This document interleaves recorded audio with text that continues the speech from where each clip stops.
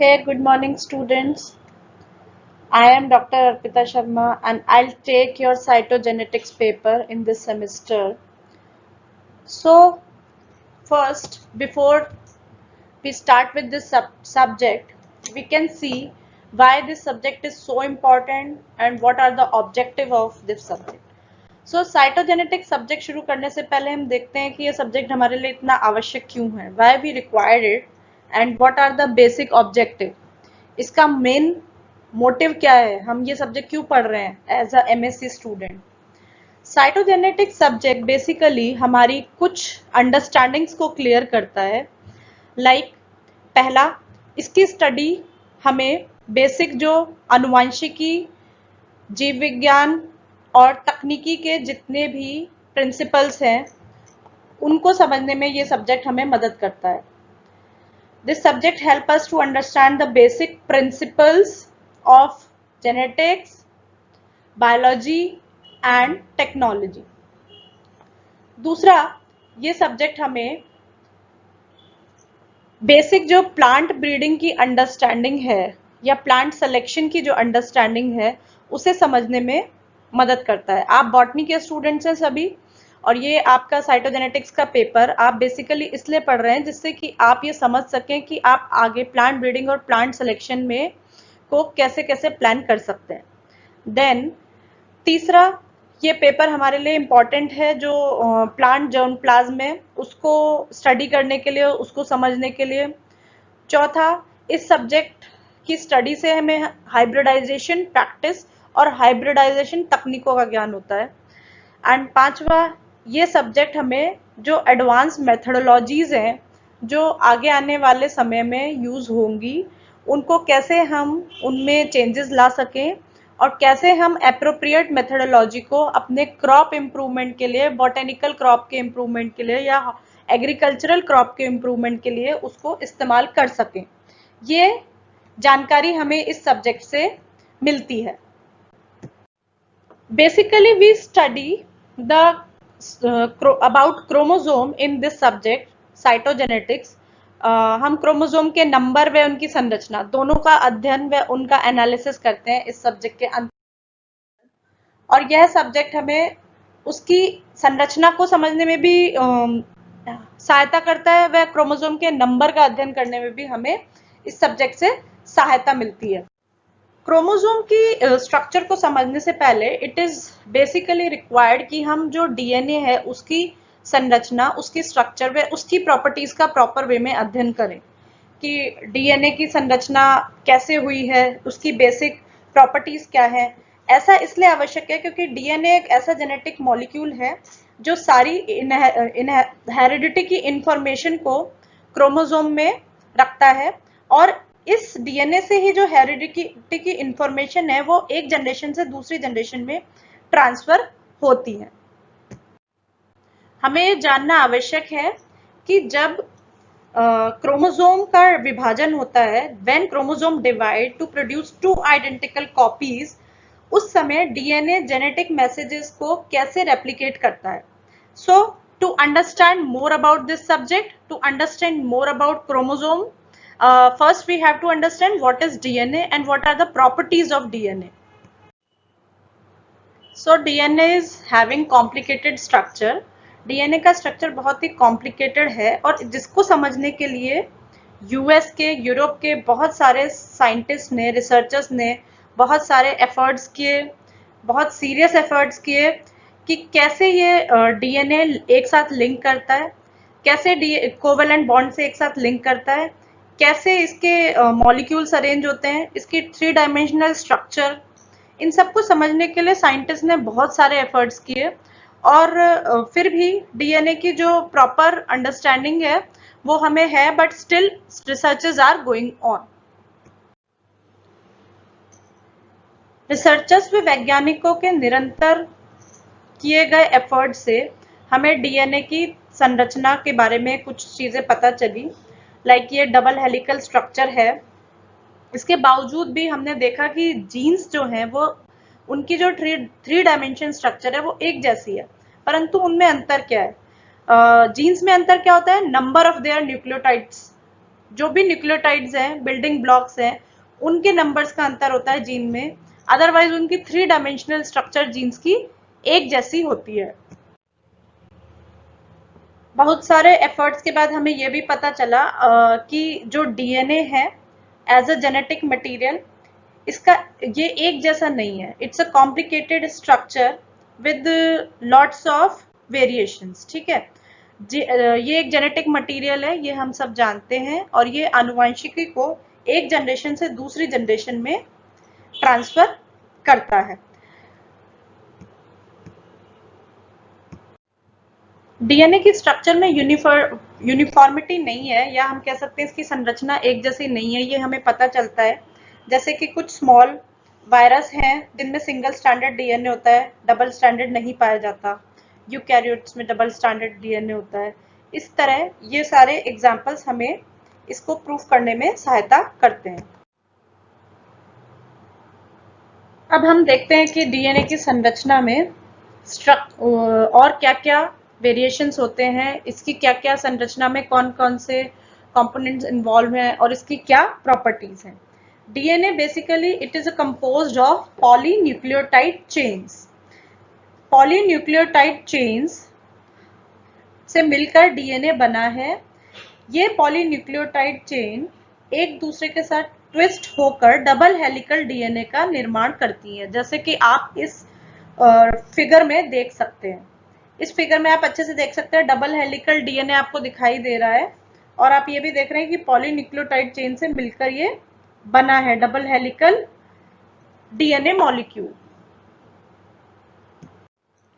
आप देख सकते हैं इस डायग्राम में इसकी जो बैकबोन है, हेलिक्स की स्ट्रैंड्स की जो बैकबोन है, वो मुख्य रूप से शुगर और फॉस्फेट रेसिड्यूज से मिलकर बनी होती है, और साथ में इसमें नाइट्रोजन ऑल्टरनेटिव नाइट्रोजनस बेस इसके साथ जुड़े होते हैं।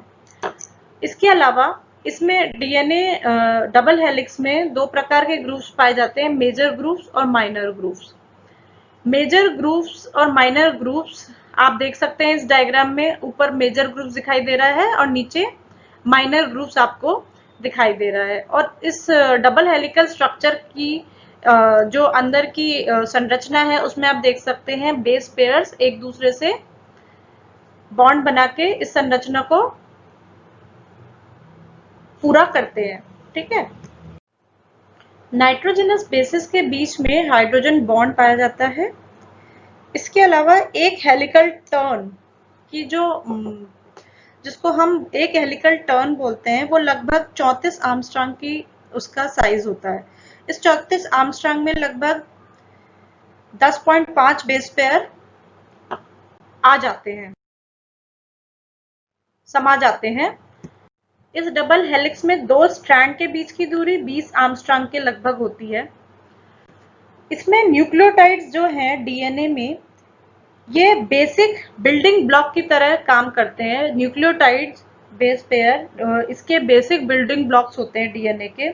अब आगे हम देखेंगे कि न्यूक्लियोटाइड्स जो है कैसे ज्वाइन करते हैं शुगर से एंड फॉस्फेट से। डीएनए में डीऑक्सी राइबोस शुगर पाई जाती है, ये हम सब जानते हैं। डीऑक्सी राइबोस शुगर ये आपको पूरा स्ट्रक्चर, ये जो फिगर आपको दिख रहा है, इसमें आप देख सकते हैं कि न्यूक्लियोटाइड का फॉर्मेशन कैसे होता है, और वाटर के मॉलिक्यूल के निकलने के बाद जो डीऑक्सी राइबोस शुगर है उसमें से जब वाटर का एक मॉलिक्यूल निकलता है डीऑक्सी राइबोस शुगर में से, इसके सबसे पहले कार्बन से वाटर मॉलिक्यूल निकलता है, और उस कार्बन पे आके बेस आके जुड़ता है, और ये जो बॉन्ड बनता है वो ग्लाइकोसाइडिक बॉन्ड बनता है शुगर और बेस के बीच में। शुगर और बेस जब जुड़ता है हम उसको बोलते हैं न्यूक्लियोसाइड। न्यूक्लियोसाइड बनने के बाद इसके डीऑक्सीराइबोस शुगर के में से वाटर मॉलिक्यूल दोबारा इसके 5th कार्बन से निकलता है, और वहां पे फॉस्फेट ग्रुप आके जुड़ता है 5th कार्बन पे, और फॉस्फो मोनोएस्टर्स आके उसमें जुड़ जाते हैं।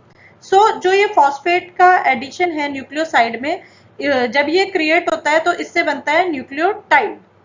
ठीक है, ग्लाइकोसाइडिक बॉन्ड बनता है बेस और शुगर के बीच में, एंड शुगर व फॉस्फेट के बीच में फॉस्फोएस्टर बॉन्ड क्रिएट होता है। न्यूक्लियोटाइड में दोनों प्रकार के बॉन्ड बनते हैं और दोनों प्रकार के बॉन्ड वाटर मॉलिक्यूल के निकलने से बनते हैं। जब पहले कार्बन पर से वाटर मॉलिक्यूल रिमूव होता है तो नाइट्रोजनस बेस आके जुड़ता है और जो बॉन्ड बनता है ग्लाइकोसाइडिक बॉन्ड बनता है। जब पांचवें कार्बन से वाटर मॉलिक्यूल निकलता है, फॉस्फोरिक एसिड आके उस पर ज्वाइन होता है तो फॉस्फोडाइएस्टर बॉन्ड बनते हैं।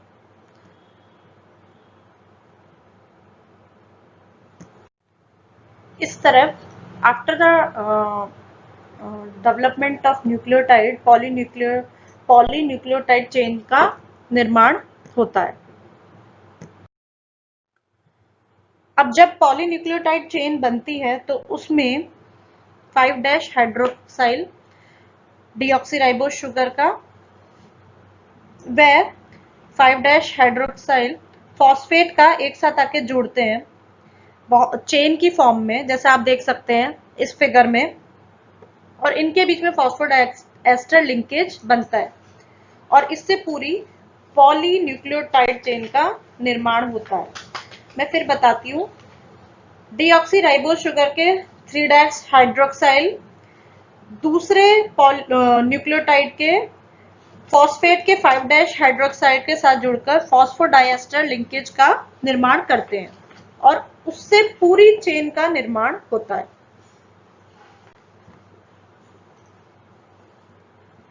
ये पॉलीन्यूक्लियोटाइड चेन डीएनए की बेसिक बैकबोन और डीएनए का एक फीचर है। अब जो हम देखते हैं कि हाँ, जब हमारे डीएनए के एंड में, डीएनए चेन के एंड में हम कन्वेंशनली इसकी सीक्वेंस में हम लिखते हैं 5' एंड एंड 3' एंड। ये जो 5' एंड है ये फ्री फॉस्फेट या फ्री 5 हाइड्रोक्साइल जब उसके अंत में होता है तो हम 5' लिखते हैं, और अगर फ्री 3' फॉस्फेट या फ्री 3' हाइड्रोक्साइल अगर स्ट्रैंड के एंड में है तो उस स्ट्रैंड को हम 3' लिखते हैं।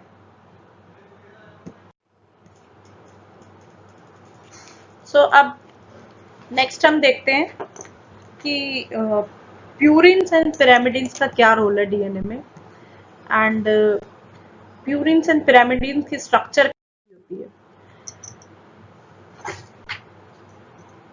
डीएनए में जो बेसेस है, नाइट्रोजनस बेसेस है, उनको हमने 2 क्लास में डिवाइड किया है, प्यूरिन्स एंड पिरामिडिन्स। प्यूरिन्स में हम एडेनिन और ग्वानिन को लेते हैं, पिरामिडिन्स में हम साइटोसिन एंड थायमिन को लेते हैं। यूरेसिल आरएनए में होता है, डीएनए में हम साइटोसिन एंड थायमिन को लेते हैं। जैसा आप देख सकते हैं इसमें जो प्यूरिन्स हैं वो डबल रिंग स्ट्रक्चर्स हैं, आप देख रहे हैं एडेनिन और ग्वानिन में डबल रिंग स्ट्रक्चर्स हैं, and pyrimidines single ring structures हैं। Purine and pyrimidine bases deoxyribose से ग्लाइकोसिडिक लिंकेज से जुड़ते हैं, राइट।